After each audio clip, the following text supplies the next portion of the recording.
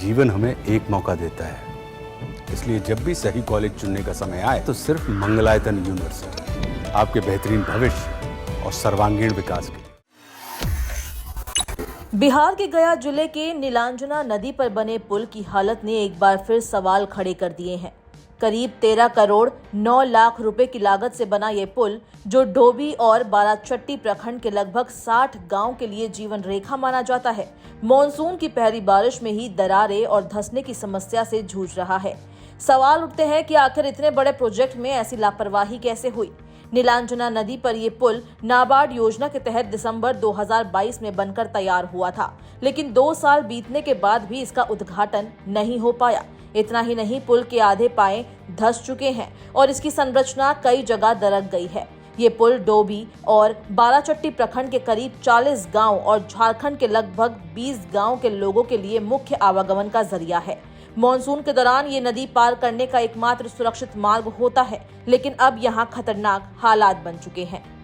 पुल क्षतिग्रस्त है, ये तो आप लोग भी देख रहे हैं। कल बड़े बड़े इंजीनियर आए, देख के गए हैं, आवागमन पर रोक लगा के गए हैं। बरसात के मौसम में कितना परेशानी का सामना करना पड़ रहा है, ये तो खुद आप समझ सकते हैं। कब ये पुल बना था? 2 साल पहले बना है, ये तीसरा बरसात आया है। इसमें उद्घाटन भी नहीं हुआ है? उद्घाटन विधिवत तो नहीं हुआ। अच्छा, अधिकारी लोग आए थे देखने? कल आए थे, कल फोन किए थे उनको, तो SDO आए थे, इंजीनियर आए थे, सारे लोग आए थे। आवाजाही बंद कर दिया गया? आवाजाही बंद कर दिया गया है, सिर्फ मोटरसाइकिल आने जाने के लिए छोड़ा गया है। तो क्या पानी बहुत तेज आती है इस नदी में? पानी तो नदी है, ये है तो पानी हमेशा तेज नहीं आती है, और इससे भी ज्यादा पानी आता है। अभी उतना बड़ा बाढ़ नहीं आया है, लेकिन उस पानी को भी नहीं झेल पाया। कम पानी था समझिए, इससे भी ज्यादा 16 में इससे बहुत ज्यादा पानी आया था। बाएं दाएं खींच लिया है, कहीं पाया बैठ गया है, कहीं ऊंचा है। अभी दोनों तरफ बैरियर लगा दिया गया है, खतरा से खाली नहीं है। अभी गाड़ी चल रहा है तो बंद हो गया। ये पानी कब आया था नदी में? पानी 2 दिन पहले आया, तो उसी के बाद ये हुआ है? हाँ, पानी आया। और तो है क्या सर कि पुल का पाइलिंग जितना होना चाहिए उतना नहीं हो सका। उसका कैप जो बनता है से बालू का ऊपर बना दिया गया है। अब बालू का जब उठाव हुआ तो बालू बढ़ाने के कारण खींच लिया और खिंचाव हुआ, जिसका नतीजा ये हुआ कि पुल का रेट वगैरह हो रहा है। जब से ये पुल का निर्माण कार्य शुरू हुई थी, तब से ही यहाँ के लोग चिंतित थे। जिस तरह के घटिया सामग्री यूज हुआ था इसमें, यहाँ तक कि रात को ज़्यादातर डीप टेस्ट किया जाता था।